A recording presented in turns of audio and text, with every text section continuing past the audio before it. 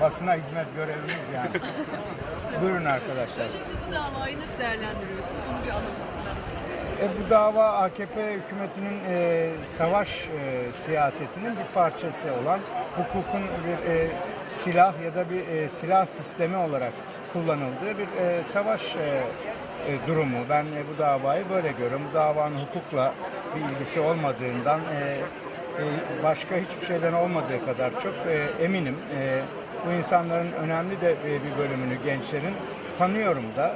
Hepsinin haber peşinde gazeteciler olduğunu biliyorum. Onların şu ya da bu davaya sempati duyup duymamaları bir yargının konusu olamaz. Çünkü yargı sempatileri yargılamaz. Onun da öyle olduğunu bilmiyorum ama ben bu insanların esasen sempatileri dolayısıyla hedef haline getirildiklerini, hatta hiçbir bağlantıları olmadan ya da hiçbir düşünsel ilgileri olmadan da bu davada hedef haline getirilmiş olabileceklerini biliyorum. İddianameye baktığımız zaman gördüğümüz şey haberler, haber başlıkları bir suç nesnesi olarak görülebiliyor. Bu yani bana sorarsanız yani Goebbels'in aklına bunlar gelmezdi. Nazi hakimiyetini kurmak açısından. Yani bu davanın ben sonuçsuz kalacağını ve eğer bir nebze çünkü bu adli mekanizmanın içinde bir nebze de olsa adalet olması lazım. O kadarı varsa bu insanların kısa sürede serbest kalmalarını kaçınılmaz görüyorum. Peki Başbakan'ın son dönemdeki çıkışlarını nasıl değerlendiriyorsunuz? Çok sert söylemleri oldu BDP'ye yönelik. Başbakanın kendinden emin olmadığını, iktidarından emin olmadığını, siyaseten bir ayağının çukura girmiş olduğunu ele veriyor bunlar. Çünkü gerek iç politikada gerek dış politikada başbakan inandırıcılığı kalmamış bir hükümetin başında. Çözüm diye gelip savaşa yol açması, sıfır sorun diye gelip bütün komşularla bir savaş durumu, bir cepheleşme haline getirmiş olması ülkeyi onu çok huzursuz kılıyor ve bu sürdürülemez bir durum.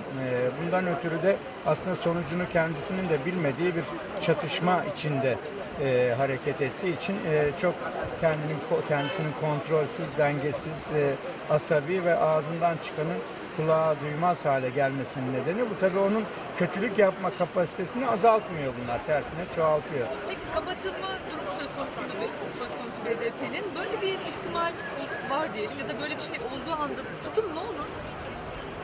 Bugüne kadar ben kaç BDP'nin kapatılmış olduğunu ben hatırlamıyorum. Ben BDP'yi başından sonuna kadar bu hareketin içinde yer almış olan arkadaşlarımızın da bir çırpıda sayamayacaklarını düşünüyorum ama hala buradalar, hala siyaset yapıyorlar. Bir yerde kurşuna dizilmedikleri sürece de bunu yapmaya devam edecekler. Bunlar nafile işler. Ben Başbakanın ve onun yakın yardımcıları, akıl daneleri var.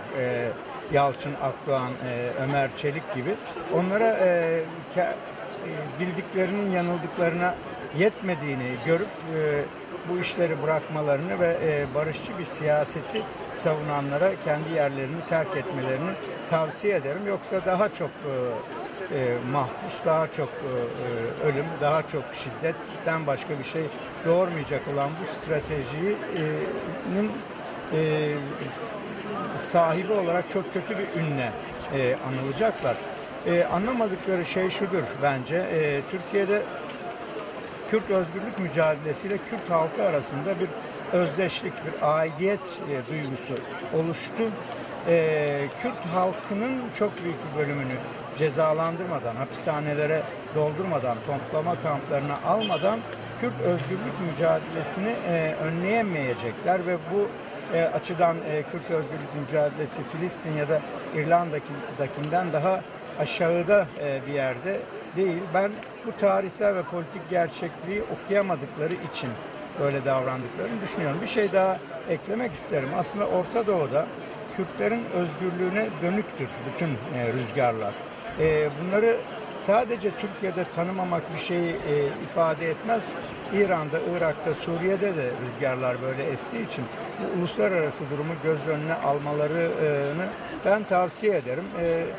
kapatıp kapatmamaları bir şey fark etmez. Ben bir yıl önce milletvekili değildim. Bir yıl sonra olmayabilirim ama ben 18 yaşından beri devrimciyim. Tayyip Erdoğan gibilerini çok gömdük siyaset mezarlığına. Onu da gömeriz.